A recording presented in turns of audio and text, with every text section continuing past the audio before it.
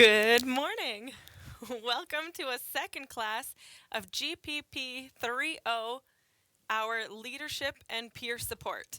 My name is Kobe Flatt, and for the next 55 minutes, we will be going through our course curriculum. For those of you that are new and would like to participate live, there are 3 ways to do so. You can tune into 91.9 FM to listen on the radio. If you want to follow along with the slides that I've got on the screen in front of me, you can tune in on your television to Bell Express View channel 972. You can also join us directly on Zoom by reaching out to myself or your DEC for the Zoom link. If you have any questions at any point, feel free to call into our studio at 1-800-465-7144, or locally you can dial 807-737-4017. A quick reminder that the radio Zoom classes are the opportunity for me to go through the course material with you over our scheduled term. We are currently in term 2A, and each of our terms run for 9 weeks. The radio Zoom just allows for me to explain in more detail all of the course curriculum content. I go through other examples.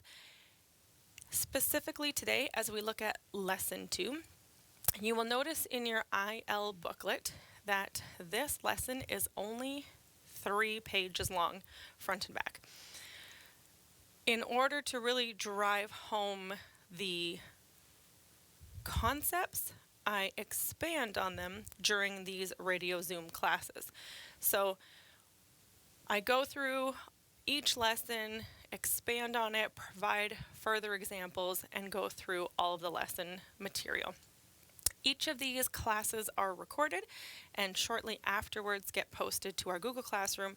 As well, they are available on our WASA YouTube channel. The IL course, just on the flip side, there's no deadline. Don't worry about the terms. Don't worry about the 9 weeks. You get to work through it at your own pace. It's self-directed. You're essentially just reading the material, teaching yourself, answering the questions. There is no difference in the course material, the evaluations, the resources between the radio Zoom or the IL, and I am still here for you if you need help. So every Monday to Thursday from 11 a.m. until 12 noon, we go through our course material. We are on week 1. We just started our new term, so welcome. As you work through each of the lessons, I will be pointing out the key questions that you have to do. It's the key questions that are for grades. You must submit them all, show your work for full marks in order to be graded. You'll find support questions along as you go, but they're just for practice. It's an opportunity for you to delve in and really work on the concepts. When you're ready to submit work, you can scan and email your work to our studentwork@nnec.on.ca email address. If you're in community, you can give it to your DC who will send it on to us, and if you're local, feel free to drop it off at our outdoor mailbox. Another way to submit work is to go onto our Google Classroom.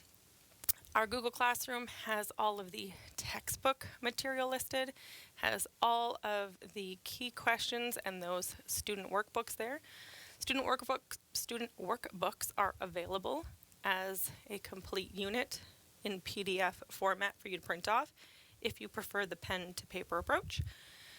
It's also there as our Google Doc.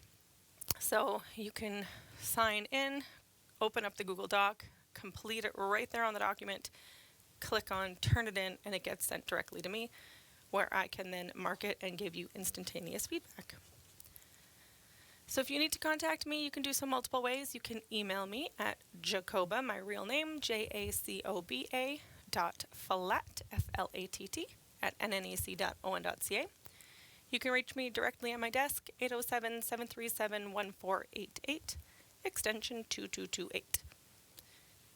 If you want to call our office toll-free, you can dial 1-800-667-3703 or connect with me on Facebook at jflatwasa.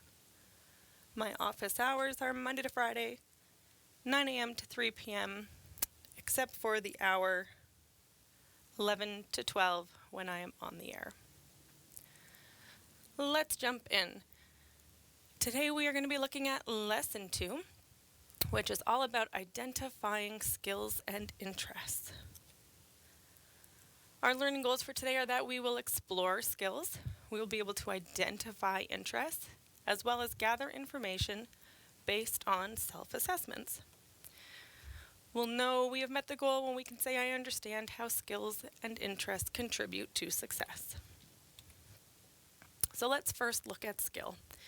If you have your IL course material, we are on page 15 of Unit 1, where we see that skill is defined as a talent or ability that has been acquired through learning.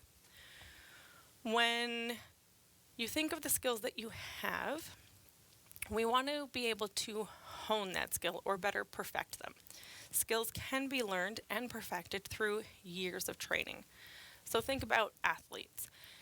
They might be naturally gifted, they might have that skill, but it doesn't mean that they don't need to work at it or train or perfect it further. Same with singing. You might be naturally talented, but you can still hone the skill. Same is true for all of them. If you think of driving, building, some people have a natural tendency toward, but it doesn't mean that they can't continue to grow and better their craft. So take a minute to think about, what skills do you have? When we think skills, there are multiple skill assessments out there to help assist if you're unsure. We can break skills down into technical skills or hard skills and soft skills. The hard skills or technical skills could include cooking, data analysis, computer programming languages, bookkeeping, graphic design, writing, using specific equipment. These are just a few examples. Soft skills include listening well, being punctual, calm under pressure, detail-oriented, problem-solving, cooperative, and enthusiastic.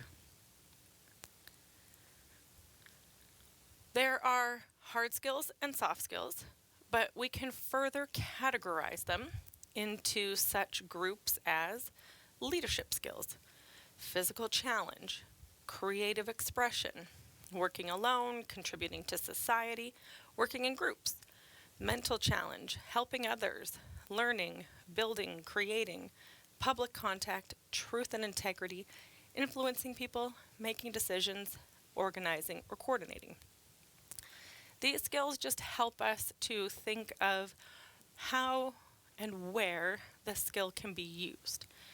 They can be grouped together into further categories other than just, these are hard skills, these are soft skills. We're going to take a minute and practice. A lot of this lesson is about discovering who you are, what your skills are, what your interests are.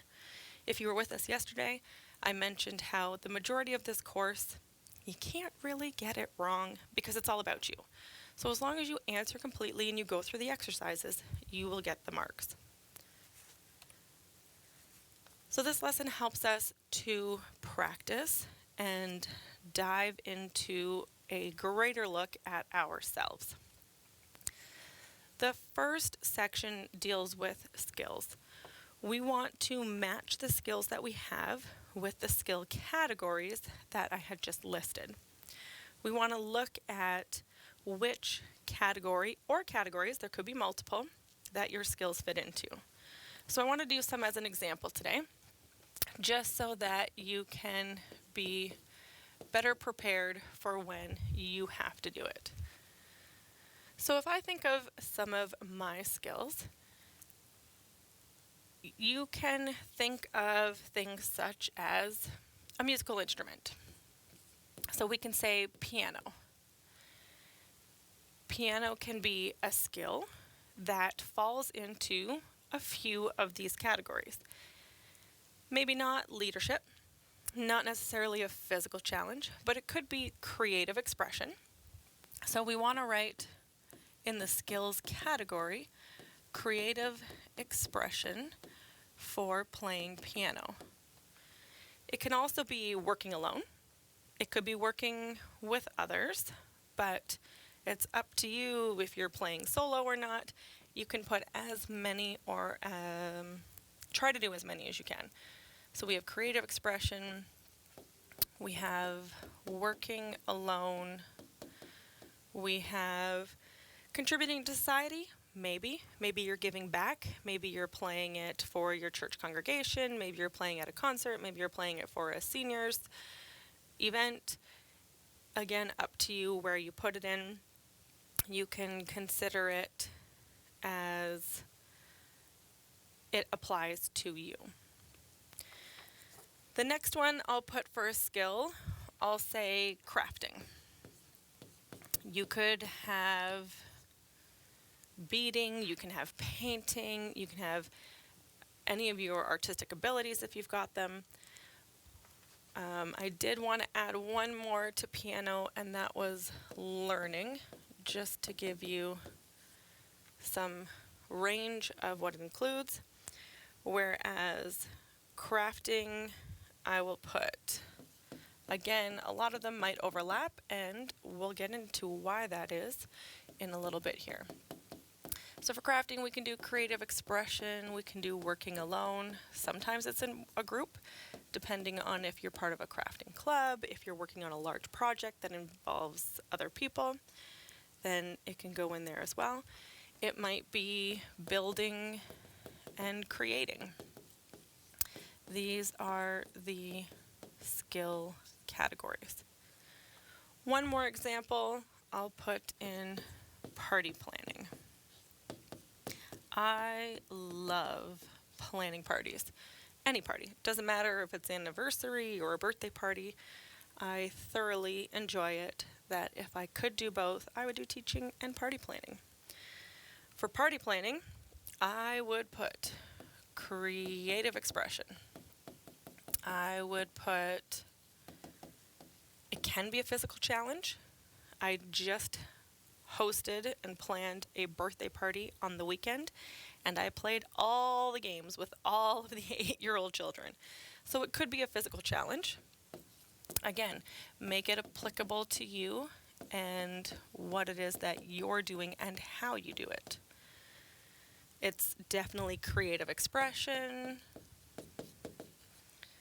which I already wrote. It's maybe working in groups, helping others. I ran it for my nephew, and because I enjoy it, they let me run with it.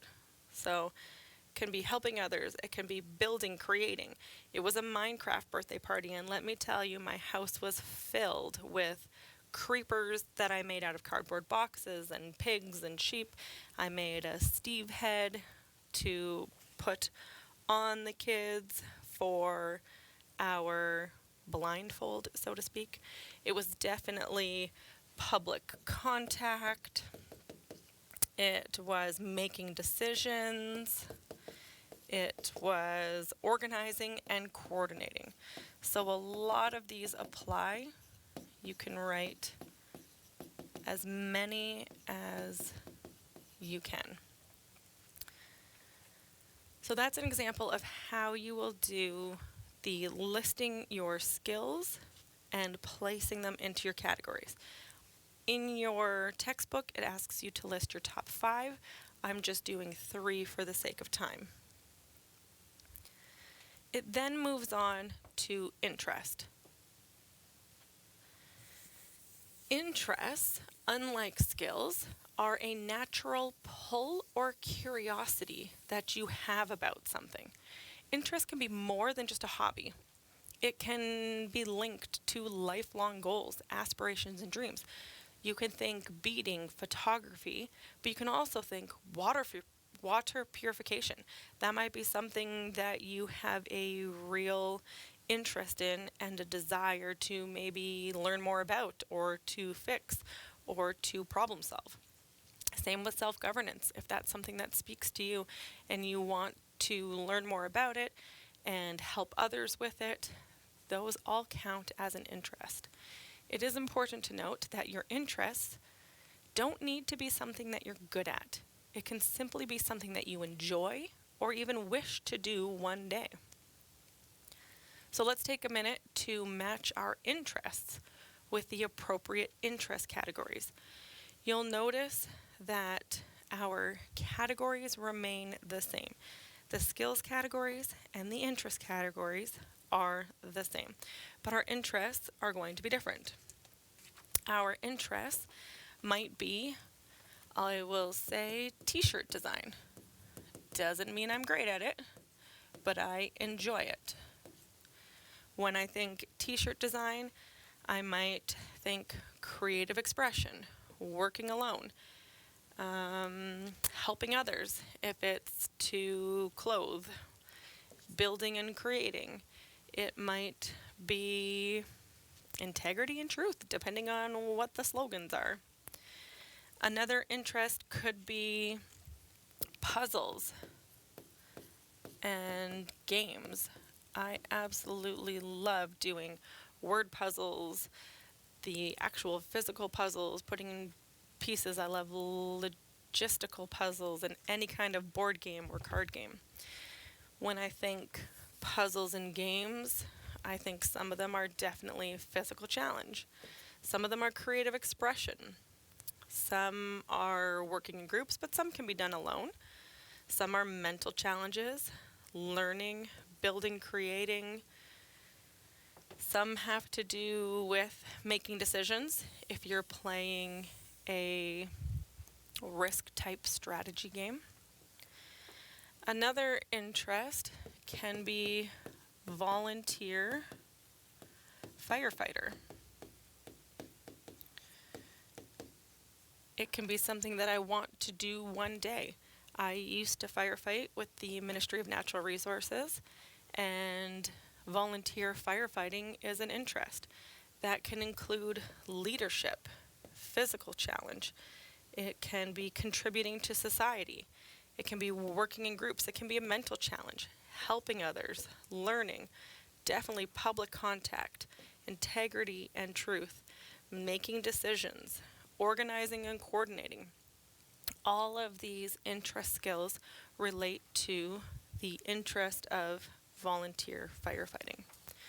So take some time to think about what are your 5 skills, what are your 5 interests, and which categories do they fall into. When you have finished, your next task is going to be looking for similarities. Similarities will help you see any trends or patterns. They can provide clues into how best to set your goals and make objectives. We looked at goal setting in lesson 1, and we started to think about what makes us who we are, what are our values, what is our attitude, what are our behaviors, how can we create goals to better ourselves. When you know your skills and your interests, you can be more focused and directed in creating skills and objectives that work for you. We talked about one method of setting goals yesterday being the SMART method. We want them to be specific, measurable, attainable, relevant. We want them to suit you, and then time-based. What can it mean if you both enjoy something and are good at something? This is going to come up again as we go into our key question. So I want you to think about if your categories overlap, if you find those similarities, what similarities did you find between your skills and your interests? How can that be helpful? Looking at the examples that we did, with my skills, where the skill category was creative expression, building, creating, learning, working in groups, helping others, public contact, making decisions, organizing and coordinating. Then we went to my interests, which had a lot of the same: creative expression, working in groups, helping others, learning, building, creating, public contact, making decisions, organizing, coordinating. A lot of them overlapped. So, can you see from the interest a theme? What are some things that stand out?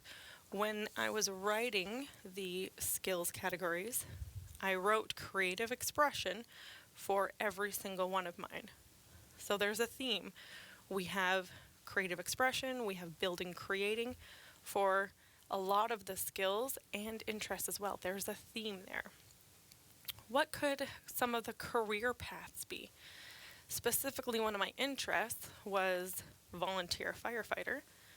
But what other career paths can come from being creative, from building, from organizing and coordinating, from public contact or making decisions?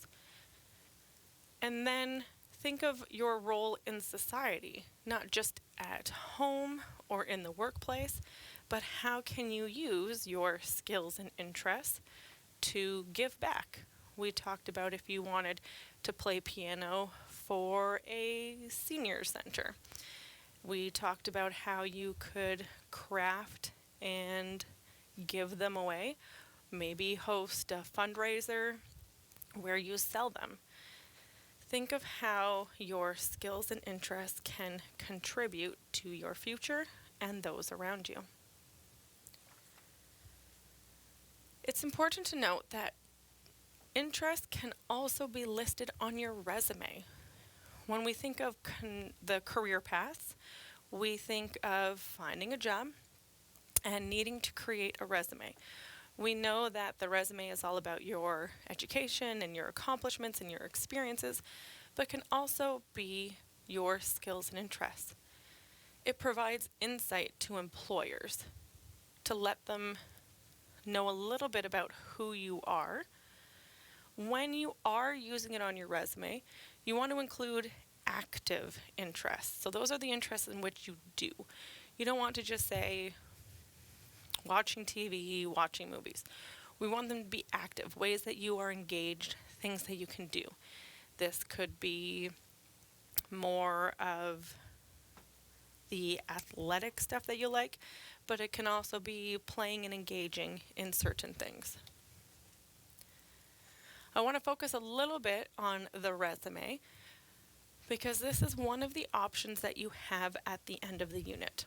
I mentioned yesterday how a lot of our lessons are very student directed. You get to pick what you want your assignment to be.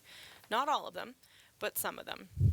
So when we're thinking about skills and interests and how it can be relevant to building who you are and preparing for leadership, I have an example on the board of a resume that includes the skills and interests on the resume. So here we have Trinidad Bernardo, who is a middle school history teacher. They have their contact information, their career objective, their education, their work experience, all typical things that we would find on a resume. But then we have two sections that have skills. So the first is skills, and they have listed subject mastery, engaging curriculum, lesson planning, critical thinking, mentoring, student assessment. But then they also have their interests and hobbies. Remember, interests aren't just hobbies, it can be more. So their hobbies and interests are Jeopardy contestant, volunteering for juvenile hall, and auxiliary. This helps to give the employer more insight into who you are, what you're like, more than just the work experience that you've held. A lot of us do jobs because we have to, because we need the money, because it's what's available in the community, because some role needed to be filled and we stepped in, but it doesn't necessarily speak to who we are as an individual. The skills, hobbies, and interests section allows you to do that. In case you choose the resume section, then I want to point out that there are many free templates and resume writing tips available online. I wanted to show you one that I pulled this resume example from, and this came from novoresume.com. It directs you on 40 plus hobbies and interests that you can put on a resume. It breaks it down into what to mention, what the difference between hobbies and interests are, much like what we did, when to include hobbies and interests, and then focusing on those categories. So they have community involvement. Volunteering and community involvement is one of the best hobby and interests that you can add to your resume. It shows so much more about who you are and what you believe in, much like we started delving into yesterday in lesson 1. It really shines through in that.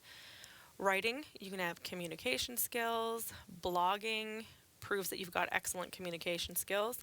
Learning languages can really improve your chances of getting a job. Photography, we know it's more than just, oh, they like to take pictures. But they can take from that your creativity, your interpersonal skills, even your technical skills. This is all coming from the novoresume.com website.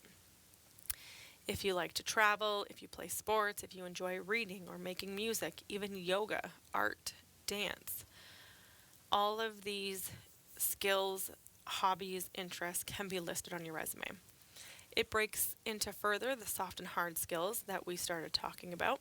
Way more are on here and goes through whether or not you feel like you need it, if it applies to the organization or company that you're applying to, if it's reinforcing your resume or taking away from your resume.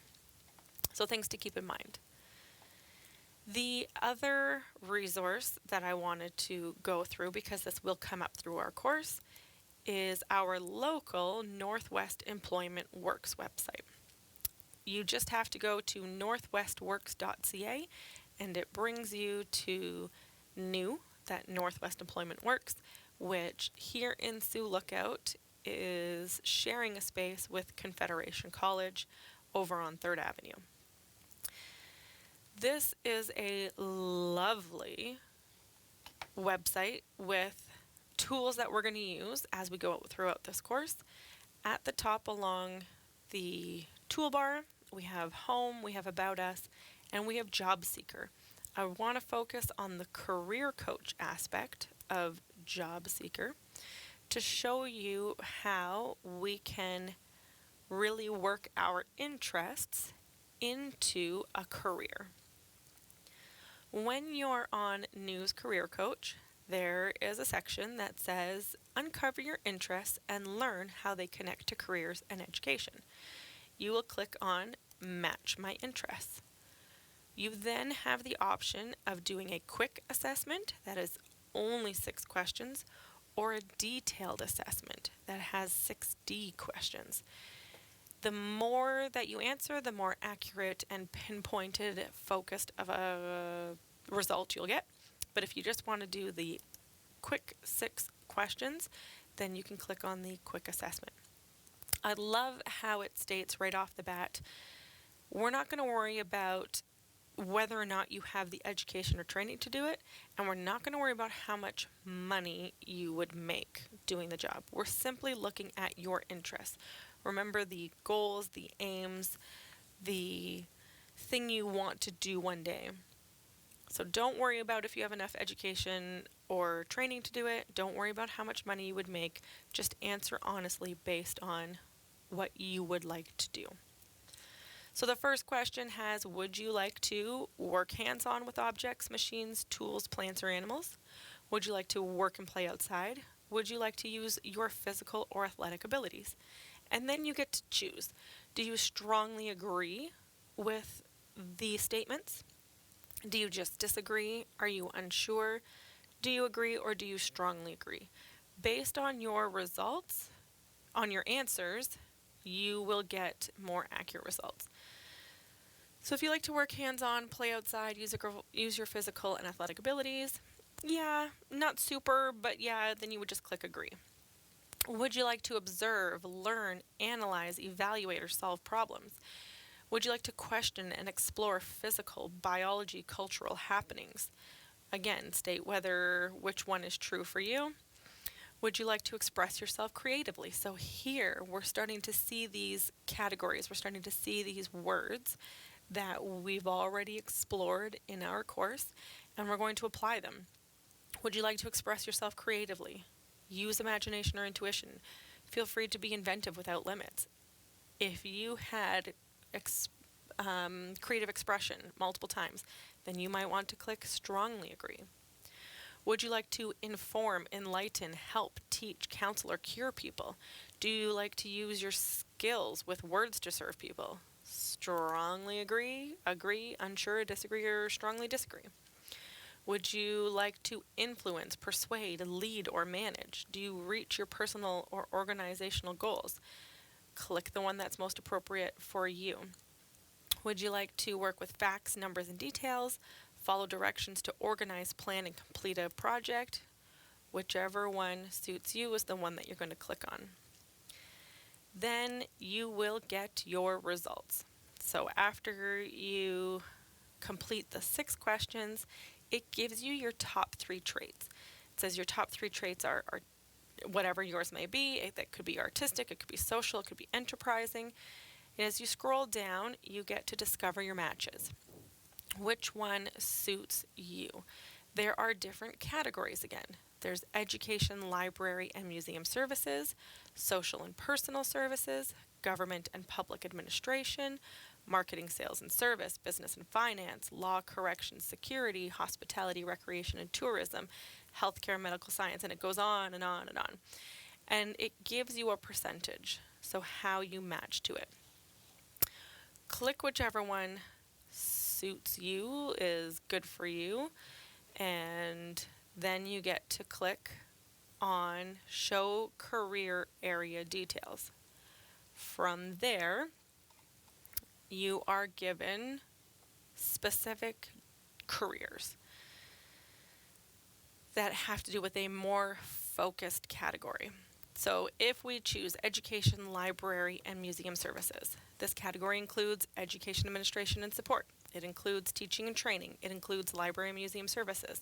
Again, you get a percentage that shows more closely to how you answered your questions. From there, you are given different jobs and more information. So every time you click, it really narrows it down. If you want to explore some of them or all of them, as you click on them further, you can click on See Career Details, and it lets you know available jobs, it lets you know programming, it lets you know a median salary. Now the salary will change when you click on wages, depending on your region. It's a fun tool that you can use to learn more about yourself, your interests, and your skills, and can really get you thinking about setting goals, creating goals, finding a future path where you can put what you're good at to use. This will come up again for our culminating activity, so we will go over it again at the end of our course, but just introducing it to you now as one of those tools that you can use to learn more about self-discovery. We've looked at not just the skills, but we've looked at hard skills, soft skills, those technical skills. I want to take the rest of class to focus on essential skills. Essential skills are the abilities that form the foundation for personal and professional growth. According to the Government of Canada, there are 9 essential skills. They are listed as communication, reading, writing, numeracy, digital, collaboration, adaptability, creativity and innovation, and then problem solving. These came straight from the Government of Canada website. If you click on canada.ca, or you can Google Government of Canada's Essential Skills for Success, it brings you to their website. Their website states that Skills for Success provides Canadians with everyday skills needed for work, learning, and life. Improving them will help you succeed in today's and tomorrow's workplace. And again, they have a skills assessment that you can click on. They have skills training to help you improve your skills. They have listed the 9 essential skills needed to participate and thrive in learning, work, and life. There's a wonderful clip that explains them further. You can explore more about the skills and find other videos and reports to help you further hone those skills. Today we're going to focus on 2 essential skills that we will need for this course and maybe other courses that you're going to be doing here with us at WASA. We're going to be looking at writing as an essential skill and research skills. Writing as an essential skill is necessary for, we talked about personal and professional growth. When we think of writing, we think of something as simple as email or text. We want to be able to write a paragraph, whether it's for an application for work or volunteering or getting a point across to a friend, family member, colleague. We need writing skills for so many things. You might want to write a letter. You might want to write a report, a business proposal. Maybe you want to ask for something at your place of employment. Having strong writing skills really helps get your questions, concerns, needs, wants across. Research can be necessary not just for coursework, but if you want to find information about just about anything. It can be for school, it can be for work, it can be for personal. I am definitely one of those type A, need to have a to-do list, need to follow steps precisely. I like to take 6 months to research a pair of shoes, to find reviews and price check, and work through what will be the best for me. I don't enter into any purchase lightly, and researching doesn't have to be thorough or intense for a university course. It can simply be finding something that you need. So let's break them down further and look first at writing as an essential skill. Writing is the ability to create different kinds of text on paper or on the computer. One of the basic forms of writing that everybody can benefit having the foundation for is how to write a proper paragraph. Knowing how to properly write and create certain documents is a transferable and essential skill in the workplace. We've talked about hard skills, we've talked about soft skills, we've talked about essential skills. Now, transferable skills are those that you can take with you from place to place, whether it's from your home to the classroom to the workplace, or a volunteer position to the workplace, or one workplace to another workplace. They aren't specific to a certain task or a certain job. They can be used in multiple areas. There are certain kinds of text everyone should know how to complete properly, and composing a proper paragraph is one. It's not new. Everybody who's made it this far has heard at one point or another how to compose a proper paragraph, so this is simply review. There are parts of a paragraph. When you think of composing a proper paragraph, you need to remember that the paragraph should have a topic sentence. The topic sentence tells the reader the main idea or what the paragraph is going to be about. The next thing your paragraph must consist of is a supporting sentence. A paragraph should be 4 to 5 sentences in length. The first sentence is going to be your topic sentence. Your last sentence is going to be your concluding sentence. The concluding sentence refers to the topic sentence, sums up the main idea of the paragraph. So your topic introduces it, your concluding summarizes it and reiterates it. It wants to remind the reader one more time what it is we were trying to get across. The middle section is the supporting section. So if you have a topic sentence and a concluding sentence, you might have 3 supporting sentences or 2 supporting sentences. Remember, we want it to be 4 to 5 sentences in length. So the supporting sentences give specific details relating to the main idea. The more supporting evidence you have, the more connections that you have, the stronger your point is in getting that main point across.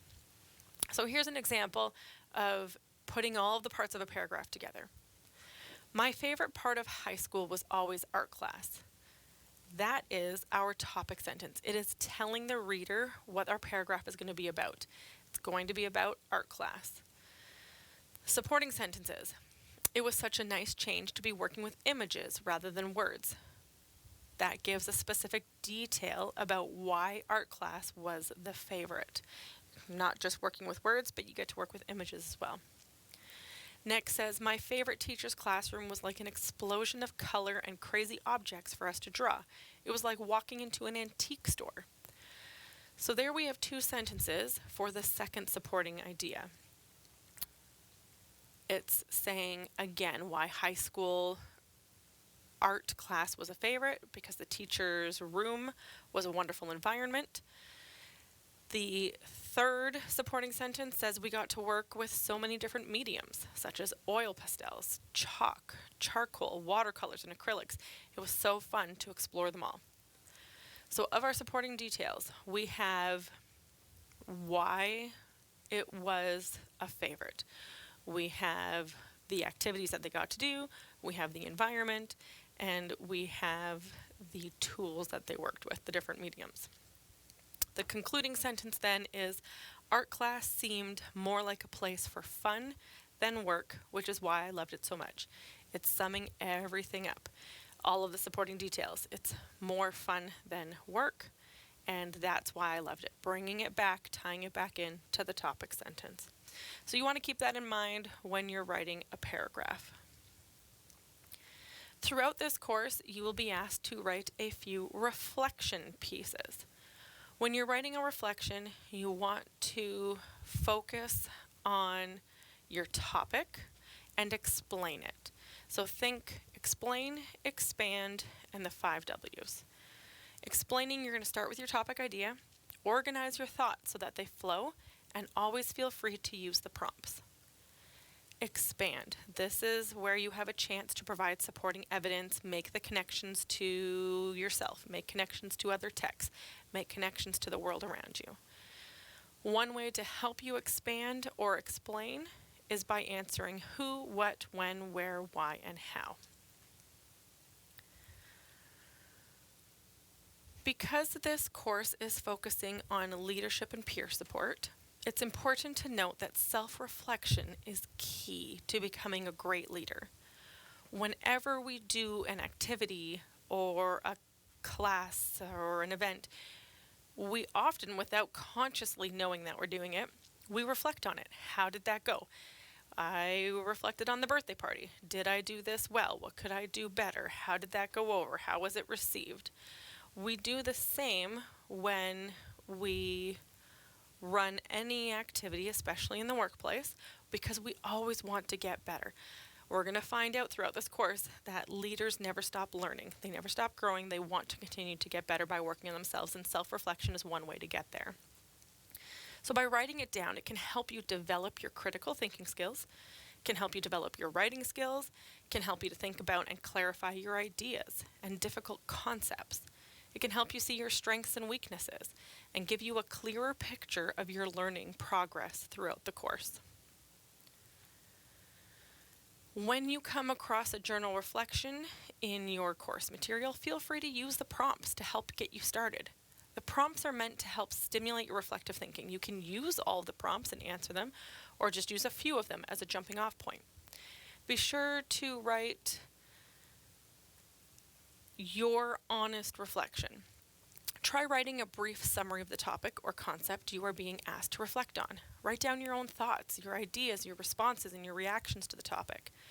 Use the journal to ask questions that you might have about the topic, and then explore any answers that you might think of that could work as you go. Consider listing your strengths and weaknesses with respect to the topic. Provide examples from your life experiences. Remember, this course is about you, so you can't get it wrong, but we want to work on the technical pieces of proper paragraph writing.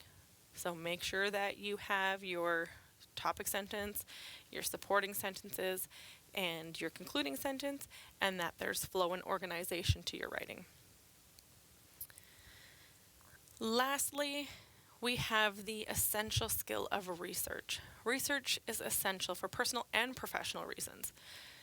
When you are conducting any kind of research, there are several steps to keep in mind when you approach. You want to first create a plan, ask questions, identify sources, conduct the CRAP test, which we're going to get into. CRAP is an acronym for currency, relevance, accuracy, authority, and purpose. Then you can begin research. So it doesn't matter if we're talking something small, like how to plan a birthday party, or how do I buy a house, what do I need to find, or it can be relevant to your coursework. Let's break it down. When we create a plan, we're talking detailed outline of the different tasks required. You want to determine the steps needed to complete your research. You want to develop a timeline. If you have an end goal, create deadlines so that you meet that goal on time. Use the plan as a roadmap for how to successfully complete your task. Determine your resources. It's a useful tool to track your progress as well. When we talk about asking questions, we want to ask questions about the topic idea. Clear questions will result in clear, direct answers. To identify sources, you want to create a list of potential sources of information. The more sources you consult, the better. Consider turning to articles, websites, elders, books. You want to get a wide variety and different perspectives so that you have the clearer picture. Lastly, it's important to evaluate sources. Ensure your sources are relevant and accurate. Look for the most recent and objective. When you're going through your sources, remember the CRAP test. Currency. Is the information up to date? Has newer information come to light about your topic? Consider relevance. Is the information important or useful for your research topic? Does the resource have enough information or not enough? Does the resource add knowledge to the topic, not just opinion? We're going to get into that. Accuracy. Is the information correct? Do you see any false statements? Was the information reviewed by experts before it was published? Does the author use citations or references to support their claims? Then you know it's not just opinion, but more based on fact. The second A in CRAP stands for authority. Does the information come from a reputable source? Is the source sponsored by any agency or company? That's huge. We want to know if there's bias there. What are the author's credentials? Is it just a Wikipedia site where anybody can go on and claim it as truth? Or are they knowledgeable in their area? Lastly is the P, purpose. What is the purpose of this source of information? Is it trying to sell, persuade, entertain, or inform? Do you see any political, ideological, cultural, religious, or personal biases? Does the source present alternative points of view? This CRAP test can help you determine the usefulness of each source. And that sums up our lesson for today, where we identified interests and skills, how they can lead to success, that honing essential skills will aid in future personal and professional endeavors. Thanks so much for joining. We'll see you tomorrow for Lesson 3.